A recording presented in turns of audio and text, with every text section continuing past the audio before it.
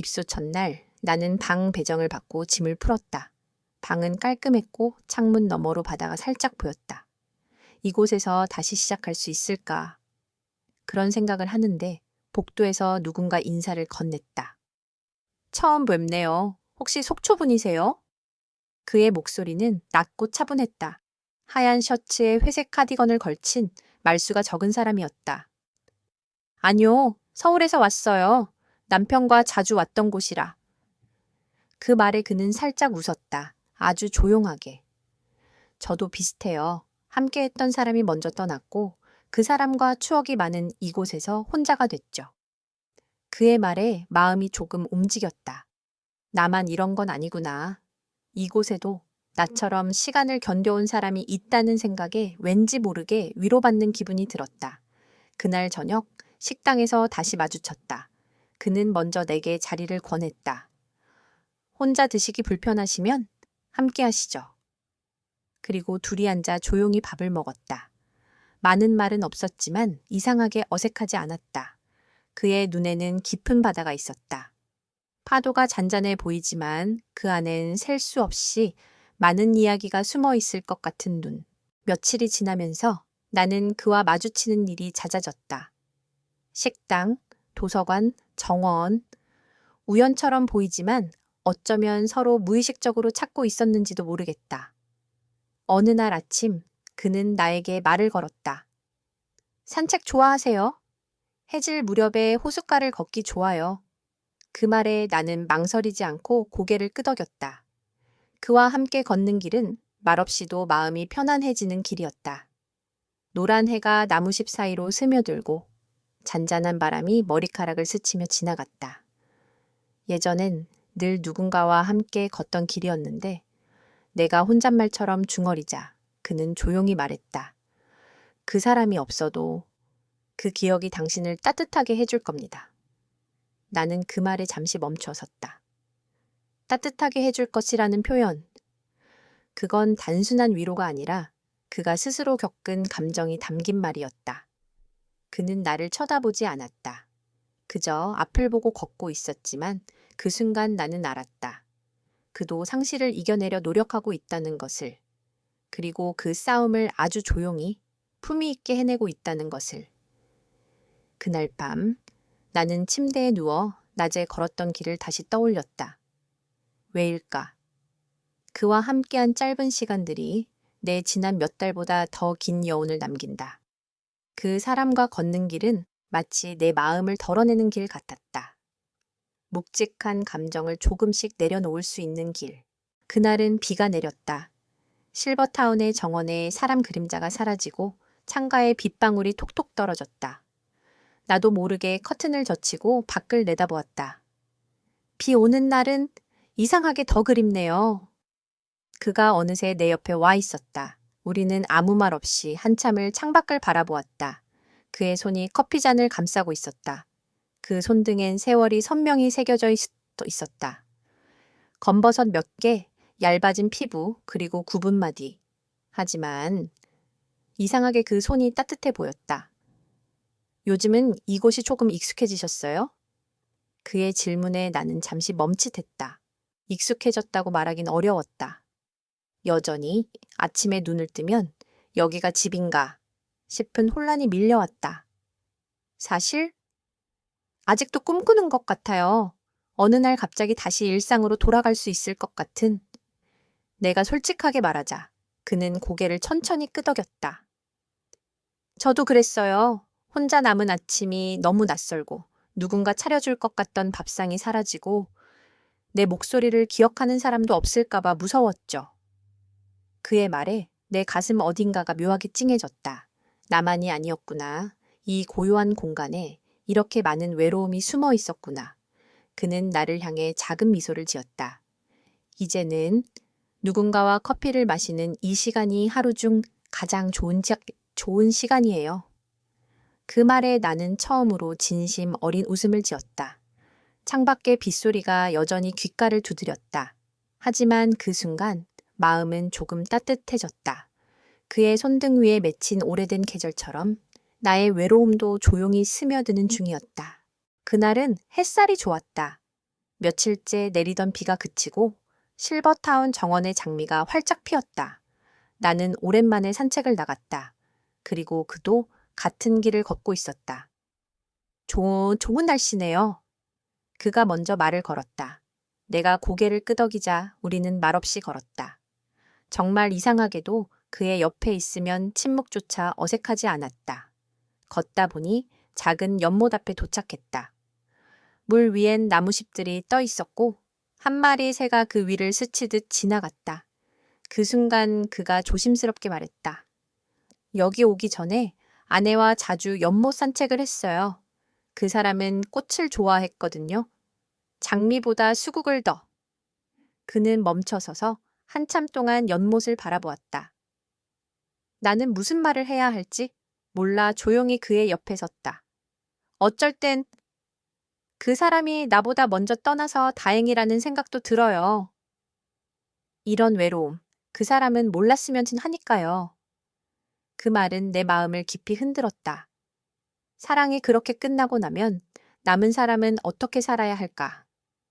나는 문득 내 남편의 유품 상자를 떠올렸다. 사진 몇 장, 편지 한 통, 그리고 오래된 손목시계. 그것들이 나에게 그 사람을 대신해 줄 수 있을까? 저도 아직 정리하지 못한 게 있어요. 그 사람 목소리, 웃음소리. 그리움이 자꾸 나를 흔들어요. 내가 그렇게 말하자. 그가 살며시 고개를 끄덕였다. 그럼 오늘은 그냥 서로 그리운 사람 이야기를 해볼까요? 그의 제안에 나는 조용히 미소 지었다. 그렇게 우리는 오래도록 벤치에 앉아 있었다. 내가 몰랐던 이야기들, 그가 살아온 시간, 그리고 내가 품고 있던 내 아픔들까지. 그날 이후 우리는 서로의 하루에 머무르기 시작했다. 식당에서 우연히 마주치면 자리를 함께 했고, 도서관에서 마주치면 책을 함께 넘겼다. 말이 없어도 그가 내 옆에 있다는 사실만으로 이곳이 조금 덜 낯설게 느껴졌다. 누군가와 함께 있는 시간이 다시 기다려지기 시작했다. 마음이 다치지 않은 채 조금씩 열리고 있었다. 요즘 두 분 자주 같이 다니시네요. 누군가의 말이었다. 식당에서 밥을 먹던 중 건너편 테이블에서 들렸다. 눈을 마주치자 상대는 쿡 웃고는 숟가락을 들었다. 나는 아무 말 없이 국을 떠먹었다. 그냥 흘려 듣자고 마음을 다잡았다. 하지만 그날 밤 잠이 오지 않았다. 소문은 그렇게 시작된다. 작은 시선, 짧은 말 한마디. 그게 실버타운이라는 작은 세상에서는 생각보다 큰 파문을 남긴다. 며칠 뒤 프로그램 안내 게시판 앞에서 한 아주머니가 내게 말했다. 그분 혼자 지내는 게 익숙한 분이라던데 조심하세요. 그 말 속에는 여러 겹의 의미가 섞여 있었다. 걱정인지 경고인지 아니면 질투였을까? 나는 그와 거리를 두기로 했다. 일부러 산책 시간도 바꾸고 식사 시간도 늦췄다. 그가 다가와도 웃으며 피했다. 그는 눈치챘을 것이다. 하지만 묻지 않았다. 그 역시 조심스러워졌고 나도 조심했다. 그날 밤 나는 창밖을 바라보며 중얼거렸다. 왜 나이 들어서도 우리는 이렇게 눈치를 봐야 할까? 청춘이 지난 자리에 남은 건 자유가 아니었다. 여전히 사회의 틀, 시선, 예의, 그리고 기준들. 그 사람을 향한 내 감정이 사랑인지, 외로움의 공백인지 스스로도 확신할 수 없었다. 어쩌면 그저 누군가와 따뜻한 저녁을 먹고 같은 시간에 하늘을 바라보며 말없이 미소 지을 수 있는 그 평범함이 내게는 너무도 간절했던 걸지도 모른다. 하지만 세상은 그마저도 쉽지 않게 만든다. 그는 며칠 동안 나를 찾지 않았다. 연락도 쪽지도 없었다. 그리고 그렇게 우리는 서로에게 조심스러운 사람이 되었다. 며칠이 흘렀다. 그동안 그는 나를 찾지 않았다. 식당에서도 산책길에서도 마주치지 않았다. 내가 피한 것처럼 그도 뒤돌아갔다. 처음엔 안도했다. 그래, 이렇게 조용히 끝내는 게 맞을지도 모른다.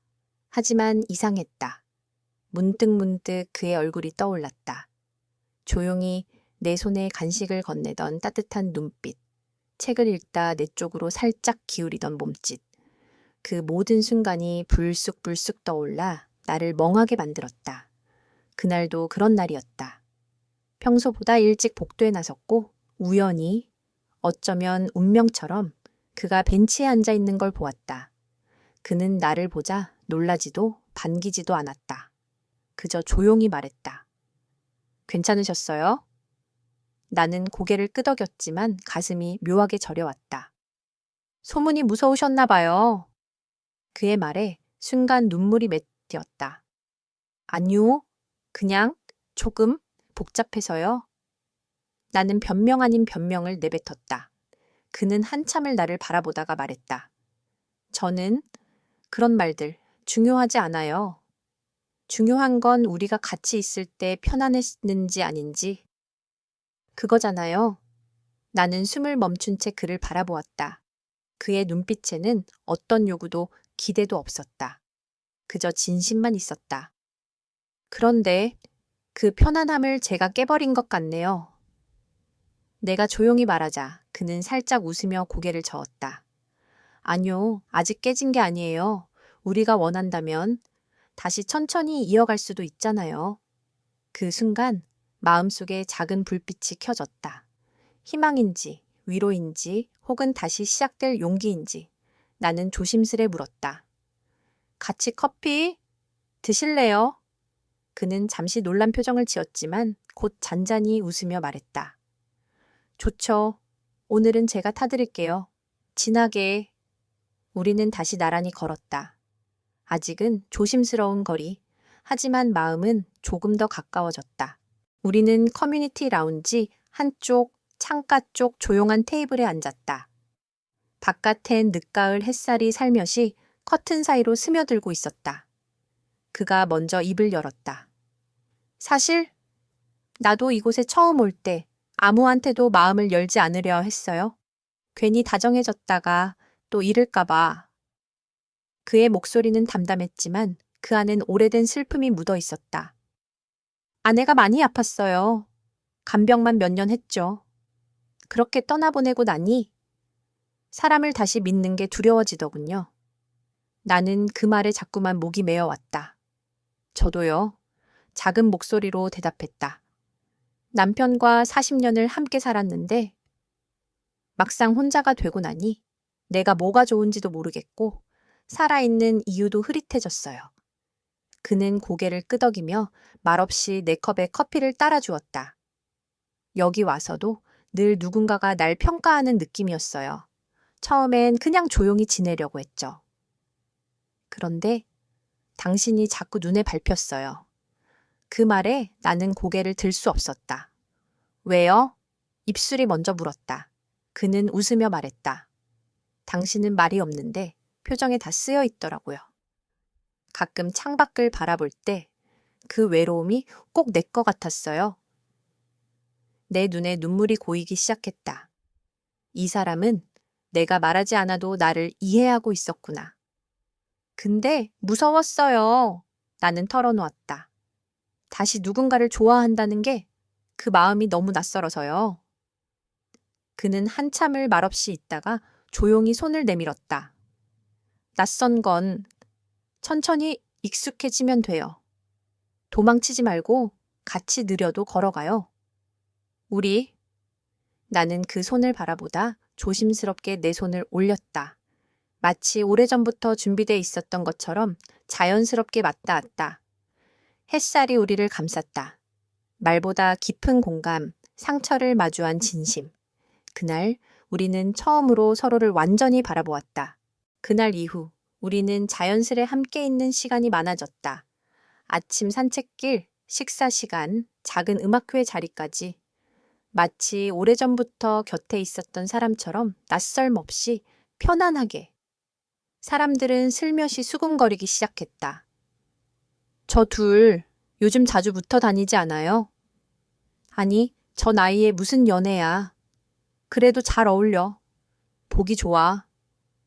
하지만 속에 담긴 뉘앙스는 모두 같지 않았다. 우리를 축복하는 말보단 재미삼아 던지는 말들이 더 많았다. 그 말들이 내 가슴을 파고들기 시작했다. 이 나이에 이런 감정 괜찮은 걸까?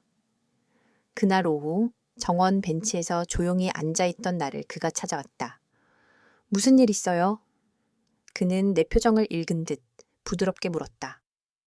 그냥? 생각이 많아요. 우리 괜히 사람들 입에 오르내리는 것 같아서. 그는 한참 나를 바라보았다. 그러고는 낮은 목소리로 말했다. 그 사람들의 말이 당신 마음보다 중요한가요? 나는 대답하지 못했다. 그는 조심스레 내 옆에 앉으며 말을 이었다. 우리는 살아오며 수없이 남의 시선을 견뎌냈어요. 그런데 정작 마음이 움직이기 시작하니 또 다시 움츠러들게 되네요. 그 말에 마음 한구석이 찢어지듯 아팠다. 나는 당신 덕분에 아침이 기다려지고 하루가 의미 있어졌어요. 그는 손등을 조심스럽게 내 손 위에 올렸다. 지금이라도 물러설까요? 당신이 불편하다면 우린 그냥 이쯤에서. 아니에요. 나는 본능적으로 그의 손을 움켜쥐었다. 놀란 눈빛으로 그가 나를 바라봤다. 미안해요. 저도 무서운 거예요. 행복해지려는 마음조차 누군가의 눈치를 봐야 한다는 게. 그는 천천히 웃으며 내 손을 감쌌다. 그럼 우리 서로한테만 집중해봐요. 바깥 소리는 잠시 내려놓고. 그날 밤 창밖엔 조용히 비가 내렸다. 창문 너머로 가로등이 반짝였다. 이제 조금씩 그의 온기가 내 삶에 스며들고 있었다. 하지만 그 행복도 잠시뿐이었다. 다음 날 관리사무소 앞에 문제 입주자라는 익명의 민원이 붙어 있었다. 공공장소에서 지나친 애정행각, 다른 입주자들에게 불쾌감을 줍니다. 우린 그 자리에서 서로 아무 말도 할 수 없었다. 그날 오후 그는 평소보다 더 조심스러운 표정으로 나를 찾아왔다. 괜찮아요. 그의 눈빛에는 분노도 슬픔도 아닌 깊은 체념이 맺혀 있었다. 나는 고개를 끄덕였지만 사실 전혀 괜찮지 않았다. 몇 줄의 글, 누군가의 익명 속 비난은 우리의 하루를 무색하게 만들 만큼 강한 힘을 가지고 있었다. 우리 그냥 잠깐 거리를 두는 게 어떨까요? 내가 입을 떼자 그의 얼굴이 일그러졌다. 그 말을 당신 입으로 듣게 될 줄 몰랐어요. 나는 아무 말도 할 수 없었다. 그저 손끝만 떨릴 뿐이었다. 당신 내 손 먼저 잡았잖아요. 그의 목소리가 점점 떨리기 시작했다. 그때 그렇게 말하던 당신이 이제 와서 왜 무서워져요? 내 눈에서 눈물이 주르륵 흘러내렸다. 무서워서가 아니라 당신까지 상처받을까 봐요. 우릴 향한 시선이 더 독해질까 봐. 그는 잠시 말을 멈췄다. 그리고 이내 조용히 말했다. 상처야 이미 받았죠. 그런데요, 그 상처보다 더 무서운 건 당신 없는 하루예요. 그 말에 숨이 턱 막혔다. 그는 자리에서 일어났다. 돌아서기 전 내게 마지막으로 물었다. 내일 아침 우리 처음 만났던 정원 벤치로 와줄래요? 나는 대답하지 못한 채 그의 뒷모습을 바라보기만 했다. 밤새 고민했다. 정말 이 관계가 옳은 걸까? 이 나이에 사랑을 말하는 내가 이기적인 걸까? 하지만 또 한편으론 그가 없는 하루를 떠올릴 수조차 없었다. 그리고 다음 날 아침 나는 벤치로 향했다. 조심스레 걸음을 옮기며 수없이 내 안의 불안을 다독였다. 그곳에 그가 앉아 있었다. 늘 그랬듯 고요한 미소를 띤 채 나를 보자 그는 자리에서 천천히 일어섰다. 나는 마침내 작은 용기를 꺼내 그의 손을 다시 잡았다. 늦어서 미안해요. 그는 아무 말 없이 내 손을 꼭 쥐었다. 우리가 살아갈 날이 예전보다 많지 않다는 걸 알아요. 그러니까 남은 시간만큼은 내 감정에 솔직해지기로 했어요. 나는 눈물을 삼키며 말했다. 사랑이라는 게 젊은 사람들만의 권리가 아니라면 우리도 그 사랑을 누릴 자격이 있는 거겠죠? 그는 조용히 고개를 끄덕였다.